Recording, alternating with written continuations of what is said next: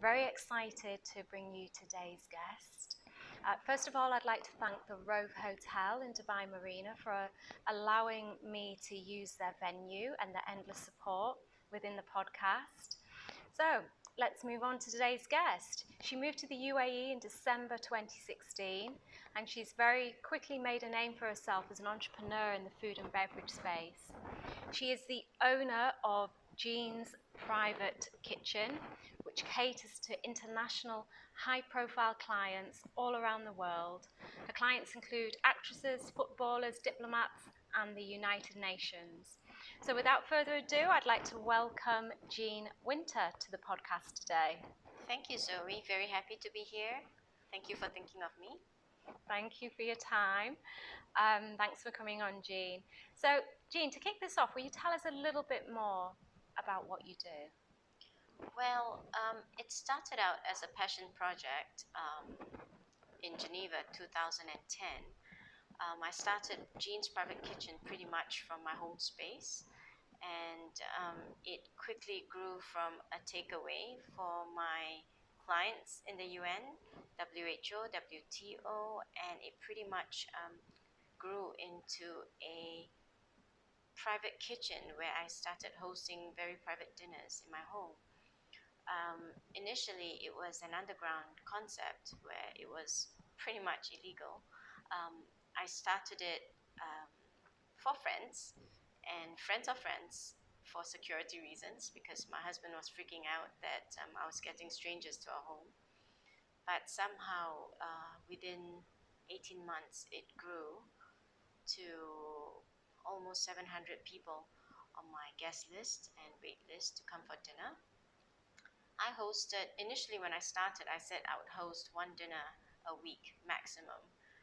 And then the demand grew and grew, and somehow I've had to register myself as a proper business by pretty much 18 months, really. And I was doing a lot of catering as well as private dinners from my home.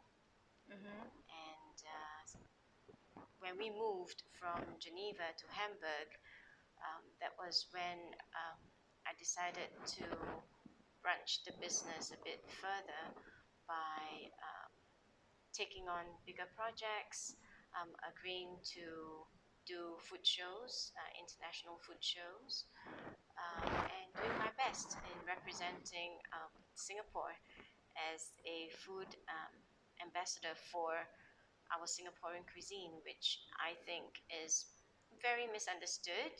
And I used my platform pretty much to explain about the history of our country, our cuisine, our culture through my business. Um, and in Dubai, because of hosting dinners and pretty much demand for hosting events, I've had to start. I have a consultancy ongoing in Singapore anyway because I have international clients from Singapore where I advise on business. Well, if they want to branch out of Singapore, I basically come in as their business consultant on an international basis. Um, and in Dubai, I pretty much had to open another business, which was an events management company, to also handle the event side of things on top of the private dinners. I just want to touch on what you said earlier about it being a passion project. Is it still, now that you've developed it further into a business, are you still as passionate about it as you were back then? Oh yes, it has always been a passion project and it remains one.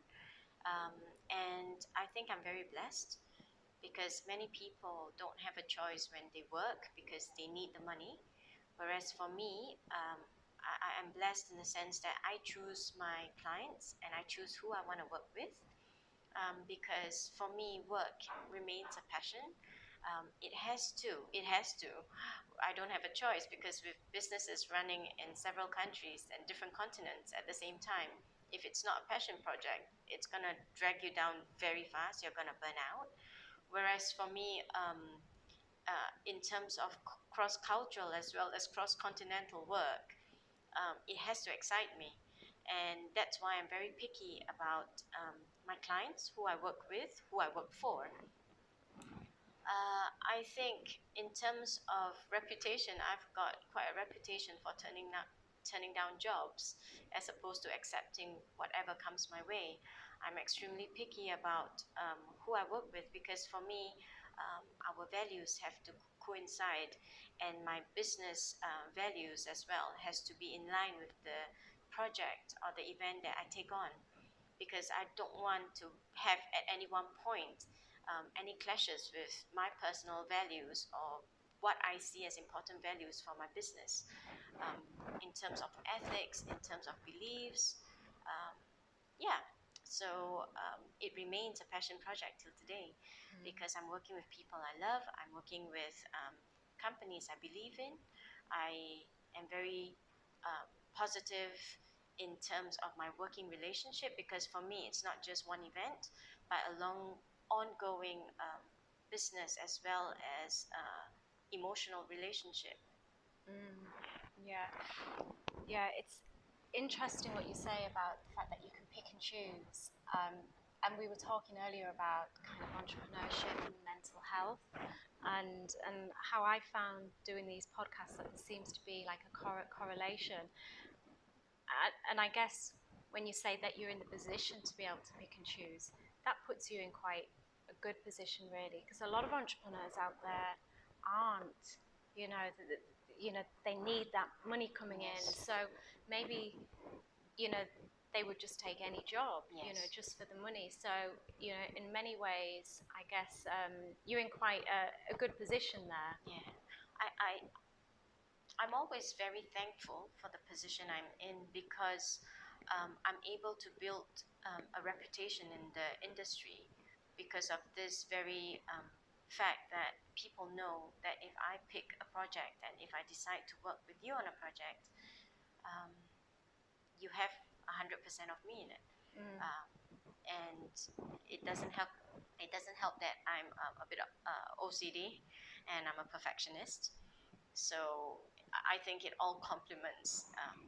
In it comes in a nice package, I guess, where you have someone that is fully involved and fully invested in a project because she chose to do it, not because she has to. Yeah. How does it feel to have carved out a career doing what you love? Um, I'm always very careful to remind myself that I am in a position where I am because it is a blessing. I don't take it for granted, because if I do lose everything tomorrow, nothing changes, because it started out as a passion where I started from scratch, and it will not affect me because you start again. So I know catering is such a challenging. Like my family have been in catering for many years. Um, my grandparents, my mum, and my sister. She travelled and she lived in Argentina. So what she's done, recently she moved back to the UK many years ago, and she now lives in Hastings. And she's set up her own. It's called Penelope's Pit Stop, I love that and name. yeah, and it's basically kind of Argentinian street food, like I don't know if it's street food, but Argentinian food. Yeah. And she goes to like the festivals and all the farmers markets. And I went to see her, and oh my god, like I didn't appreciate. I mean, I just respected so much what she did when I actually saw her. Just because she pretty much she has people working for her, but she just all the heavy lifting, the setting up, the preparation, everything that goes into it. And I just thought, oh my god, like I just thought I couldn't do what you're doing right now. Um, and that's why this is where passion comes in again, because if you're not interested in what you're doing, then it becomes pretty much a chore. And this applies to any occupation, any professional work you do. But I have to say that in Dubai, I'm again very, very selective about who I cook for. But most of my job here is consultancy as well as event management at a bigger level. So, yeah. So you moved to the UAE from Singapore. What were from So I moved to the UAE from Hamburg. Hamburg? I'm originally from Singapore, but in the past 14 years, we have moved from Italy to France because my husband was working in Geneva. At that time, my clients were in Geneva. Then we moved to Germany, Hamburg, before moving to Dubai. So we've been around. Okay. What were the challenges that you faced transferring your business from Hamburg to Dubai and having to build up a new book of clients and establish yourself as an expert in your field here? Because I guess in many ways, yeah, you've got your resume, you've got your CV, and they can see what you've done. But in terms of networking and establishing relationships and connections, you're starting from afresh. Yes and no. I think I'm again very, very lucky because before each move to whichever country you've moved to, friends or clients have already talked about me before I've arrived. So upon arriving, usually I get the contact for work even before I'm even set up. So people pretty much know I've arrived within my niche market even before I've actually set up. So I get emails or calls saying, hey, we heard that you've been here. Someone told us you're here now. Can you do this? So, in fact, that was actually the um, incentive to start the business in Dubai. I had wanted to take 1 year off work because I was extremely involved with work as well as the refugee effort in Hamburg for 1 whole year. And I wanted to take one year off and just not work and enjoy and settle into Dubai. So when we arrived Christmas 2016, I got my first call in January and February. So I had by that time 4 or 5 calls asking me to start work for events. And I have to say, look guys, I can't because I'm not even registered yet. But because of that push, I somehow, my husband laughed at me. He was like, let's see how long you can last without working. And yeah, so I started the business because of demand rather than the need to again. And yeah, that was pretty much my push in Dubai and in every country because again, when I arrived in Hamburg, I got the calls to start work, to do international work even before I settled down in Dubai. I still remember we were still in boxes. We haven't even unpacked the boxes. And I was asked to do a show in Paris. And it was actually my husband that said, you know what, you should just do it. We will, nothing's gonna go wrong. You should just do it. So I've, again, very, very blessed because I also have a very supportive husband.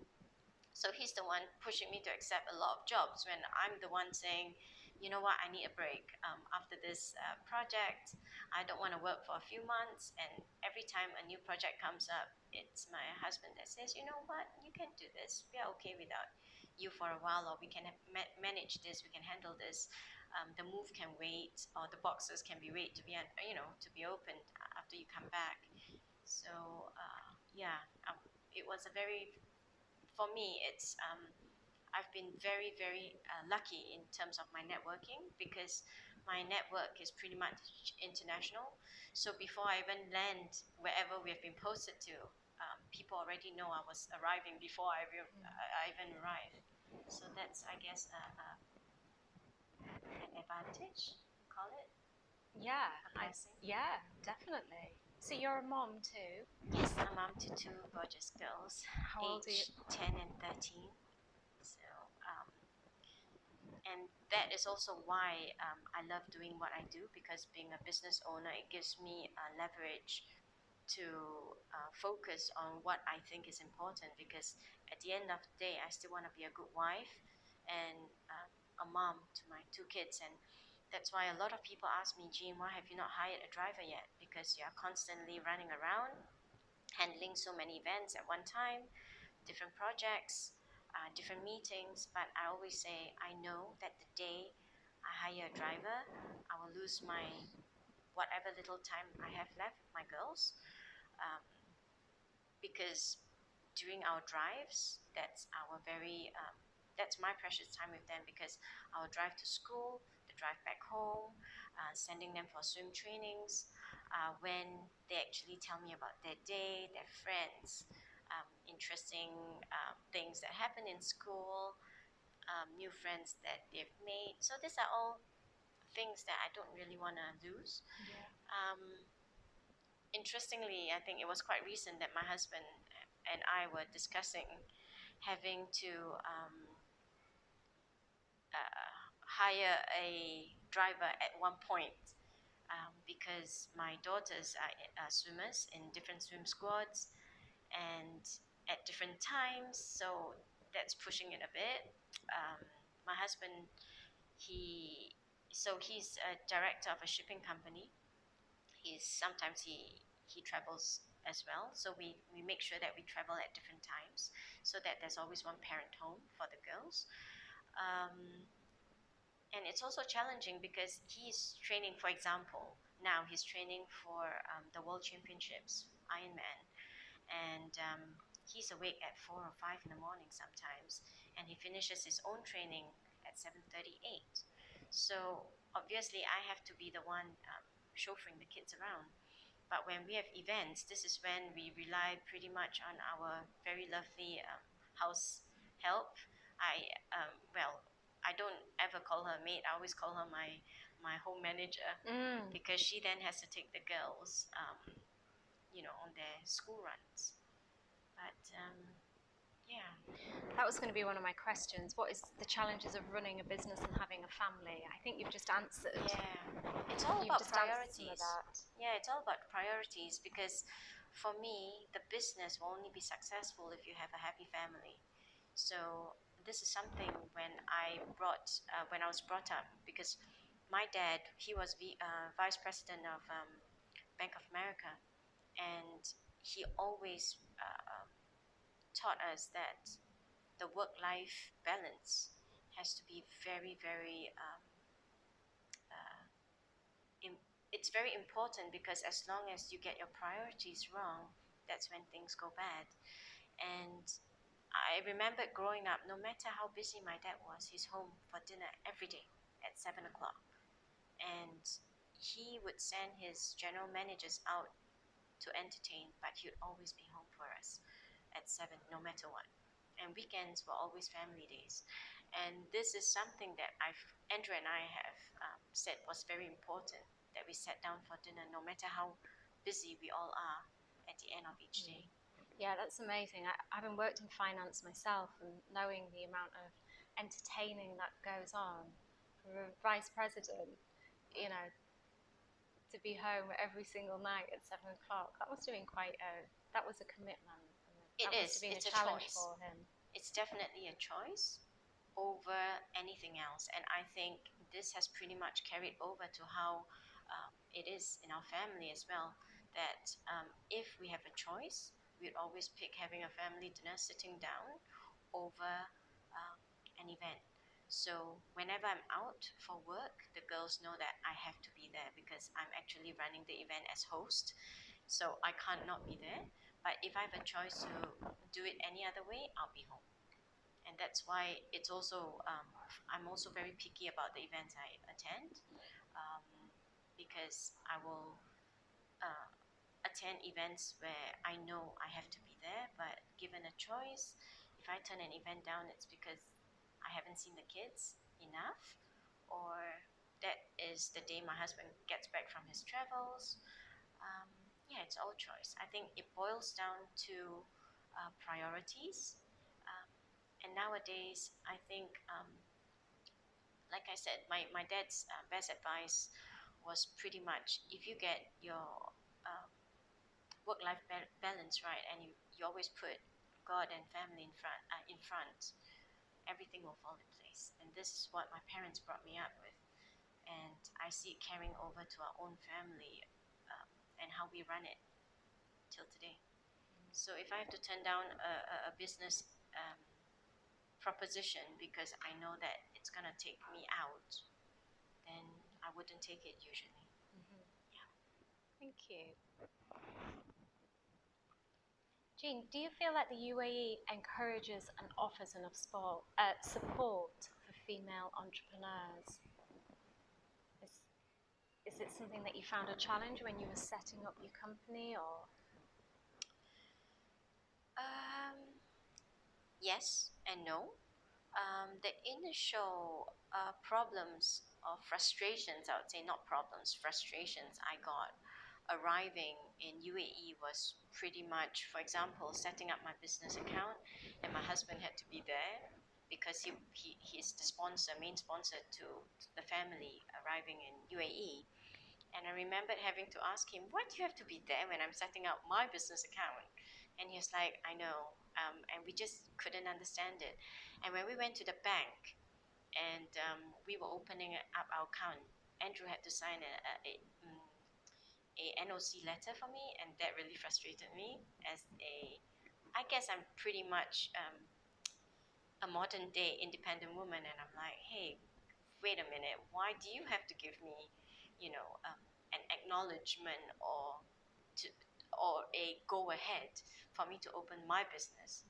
Um, and I think my frustration in the I can remember very clearly one incident where we sat down and we asked for credit cards for our joint account, family account, and the guy that was at the bank basically asked, and I was sitting in front of him, and he asked my husband, not looking at me, saying, are you sure you want to give her access to the accounts?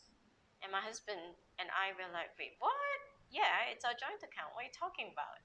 So for us, I think coming from Europe and coming from a very modern society like Singapore, totally blew my mind. And I remember I was getting all edgy and annoyed, and Andrew had to put his hand on my lap to calm me down. This were the initial frustrations, I would say. What would be not so much female, but entrepreneurs as a whole, I think the setup costs are very expensive. That's something that a lot of people are. I mean, they seem to be getting a lot more and more expensive. Yes, because look, I've started businesses in 5 countries. Um, Licenses are always so easily available to encourage business entrepreneurship, be it or not you're local or international or expat business owner. Uh, I'll just take Singapore for example. Um, you get a business license for $200 Sing, and it's ongoing. You don't have to repay. You don't have to, pay for a new license every single year. Whereas in UAE, we are pretty much coughing up at least 7 times more per year every single year to run a business, and that's for just one business. So assuming I have two different businesses or two different offerings, a consultancy and an events management company, I have to double that as well every single year. It's absolutely crazy because in the UK, what you'd set up a limited company for peanuts. Yeah. It's quite I find it quite contradictory in a place that encourages kind of forward thinking and entrepreneurship, and that is evolving and, moving at a really, really fast pace, that these challenges are put in place. Because I guess, there's so many small businesses out there that just are struggling because they're not able to. I realized that after I arrived in Dubai, I know that a lot of female entrepreneurs were they were put off by the cost of the setup, and that's why a lot of people was setting up their businesses online as well as on a private level where they are not licensed. And I think it was last year. Am I right? Last year where they zoomed in and came down quite hard. The government came down quite hard on freelance work and people working without license. But I think this is not just tying back to your previous question. It's not a problem for females, but in general, entrepreneurs as a whole. However, the women are affected more because a lot of women are here because of their husbands, not because of the other way around. I'm sure that there are many instances of women who are here because of their work and men their husbands followed suit.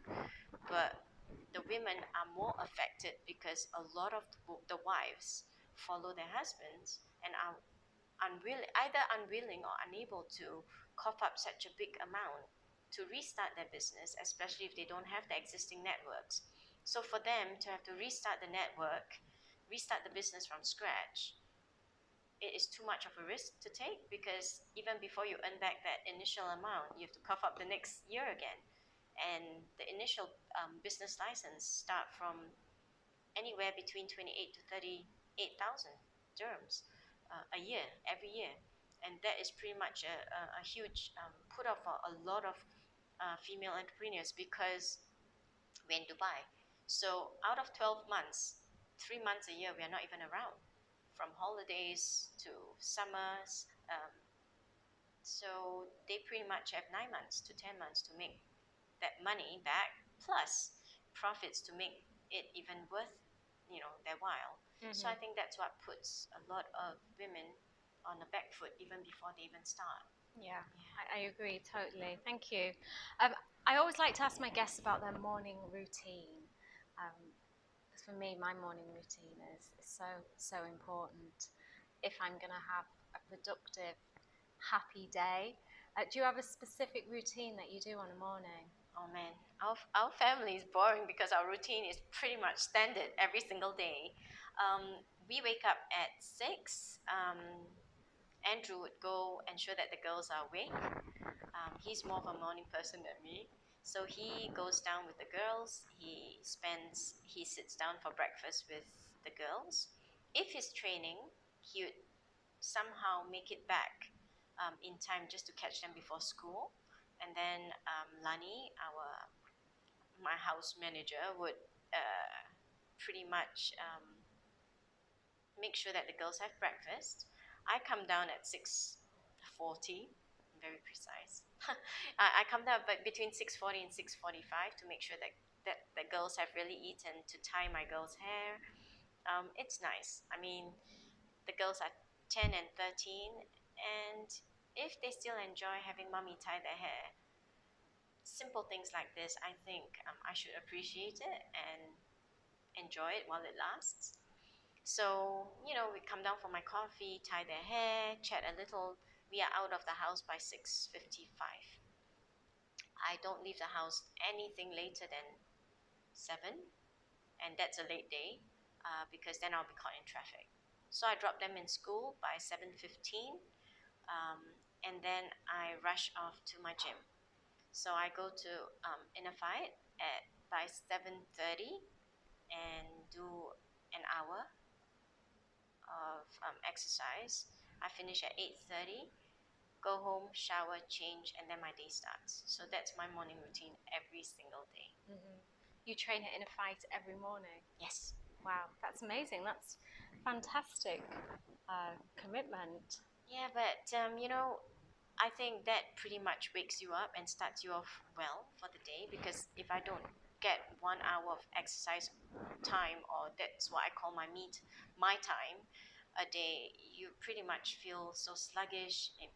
It pretty much sets you off on the right foot. Yeah, I totally agree. I like to do exercise every day. Even if it's just like 20 minutes of Kundalini yoga, like doing my breathing. I used to do, I ran this morning, I did some interval training. I'll tell you what, I always start the day with ice on my face.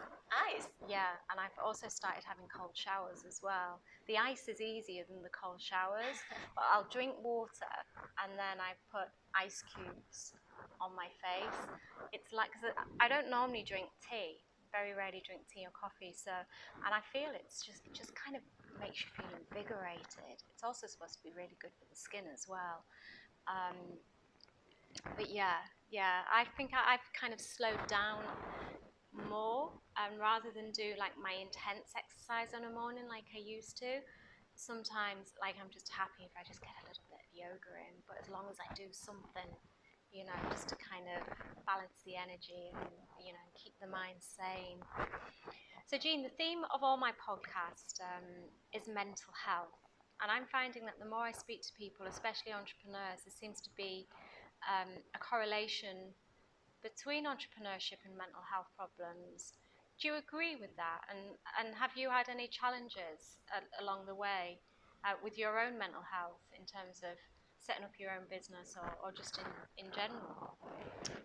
Um, I think this ties back to how I was brought up again. Mom and dad brought us, me and my brother, with the mindset that failures are a stepping stone to success. I remember that was my first 8 out of 10 of which was my choice of composition for primary school, where even at a young age, it was ingrained in us that failures are fine because that will only make you stronger. Um, and I think it's quite interesting because I'm someone where I don't get affected by something that goes wrong because I'm a problem solver rather than a worrier. I don't waste time worrying. I don't have time to worry. So if there's a problem, you solve it. So if there's a problem, you find ways of going around it. So I'm very practical. I think I'm a very practical person in terms of as a woman, as well as an entrepreneur, business owner. And I think that helps because I'm whichever country that I've been to, whichever business I want to set up, my mindset is just go for it because if it works, then it's meant to be. If it doesn't work, it's not happened yet, the doesn't work part. But I think again, because of the mindset, I don't let anything affect me negatively because if I preempt a lot of problems, so before I even start up a business, I look at what possible problems there are first and I clear those problems away before I even start a business. So because I'm so practical, I pretty much try to preempt issues and then I go for it, which then also helps in terms of failure rate. And in terms of mental health, I'm actually quite a happy person. I'm, I don't know, I'm always happy. So even in the gym, I'm always laughing and, smiling with my clients, with my business associates. Um, yeah, I don't think I've ever been like depressed or upset. Of course, everyone has stresses in their life. Everyone has high points, low points, stressful moments. But if you take those stressful moments with a positive pinch of salt, everything's fine. And okay, I'm one of those crazy people that thrive on stress. So when things are um, highly stressful or when things needs to be done, you just deal with it. So Thank you. It's interesting what you said earlier about taking action. Um, a lot, I think where a lot of people struggle with mental health, and me in particular as well, I guess I'm speaking from experience, is actually, you know, we have all these ideas and we don't take action. But you said yourself that, you've always executed on your kind of on what you want to do, and as a result of that, you've never failed. Um, and I think that's probably a really good lesson for a lot of people, because okay, they're maybe not going to be successful with everything, but there's probably a good chance that they will be. yeah. They just need to execute and Yeah, take don't action. think and stay at thinking. Do it. So that's what I always tell the kids as well. Don't think. I mean, everyone thinks, but it's the doing. And then if you fail, then just try again. There's no harm or embarrassment to it. Do you feel you would still be the same and this would be just as easy if you didn't have the support of your husband and your family around you? No, I'll be a different person. I think the family environment that you grew up in, uh, And I think your family environment, like for me, my parents are such a huge source of inspiration, and they are my role models because, look, my parents are 71 and 75 this year. They are still doing voluntary work. They are still taking old people out. Wow. It's like when I call them, So they're old, they are oldish, and oldish. they're still taking old people out. Yeah, That's and it's amazing. like when I call them, it's like, what are you doing today? They say, oh, we are taking old people out. I was like, what, older than you? And they said, yeah, Oh, until we Christ. stop being able to walk, we can still help people, we can still keep motivating people. And they spend, they're retirees now, but they spend, I would say, 4 out of 5 days of their days now out having meetings, doing charity work, doing church work, helping people in the community. So I grew up with those kind of parents where they don't stop doing till now. And then my husband is so supportive. I mean, I love him to bits because he is so supportive. I'll never be where I am today if not for him, because he's always the one telling me, you know, you have so much potential, but you don't see it. And I was like, it's not that I don't see it. I'm not that career driven to the point that I'll, you know, he keeps saying, oh, why don't you take the business one step further? And I'm like, because no, no, because I'm happy where I am. And if the business comes my way, for example, every project that becomes bigger and bigger, I take it because I see it as a blessing and not a given. And I'll take it on if I think it will not take away from family. And if and yes, so back to your question, without my family, the mindset of my parents, how they brought us up, the beliefs, the morals, the values that they've instilled in us, the supportive nature of my husband, how he believes in me, and how um, how we are able to work such that both of us still have our own time, our family time, and time for our careers. I think is pretty much the backbone of my success story, or what many people see as a success story. But for me, it's not. It's just my story. Everyone has their own success stories. Thank you. Last question. We've actually been talking for almost 40 minutes. No way. I know, doesn't time fly when you're having fun? So, yeah, my last question is kind of, you've spoken a lot about your parents and the influence that they had on you growing up. So who would you say was you know, you the biggest teacher to you? Was it your mom or your dad? Both. So I come from a very close knit family. Mom, dad, my baby brother, and myself. We've always leaned on both my parents for advice. I mean, I was back from Singapore recently. I just got back 2 days ago on a work trip. Well, it was supposed to be a holiday, but it ended up being a work trip. I came home from work one night. That's a classic case where I came home from work at 11 p.m. And I literally said, Mom, Dad, come into the room. They got into bed, and I jumped into bed with them. I'm 43 this year, and I still jump into bed with them and talked about my workday because that's what our family unit is. Because I treasure their advice. I want them to hear what has gone on with my work. If I have any frustrations, I tell my husband and my parents. Um, so if you're asking me to pick one inspiration, it's very difficult because mom and dad offers very, very, they always advise on a very united front on family issues. When it comes to business, my mom is usually more emotional, whereas my dad is more practical. Um, my dad would always be the one giving financial advice, whereas my mom would always be giving more emotional advice, but they will always be listening to me at the same time. I always talk to them at the same time. And even if I call home from Dubai just to chat with them, I'll make sure that both of them are on speaker um, before I start talking about my day, because I always make sure that both of them are listening.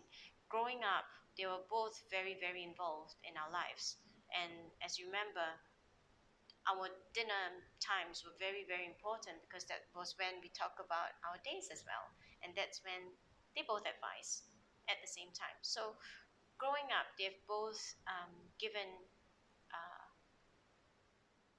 100% of their time and their love to both myself and my brother. Um, and I would say that my brother and myself, we are products of our parents, and very proud to be, because they're very, very good, inspirational, and very, motivational in their own ways. And they are pretty much leaders within their own communities because of what they do without having to talk a lot about it.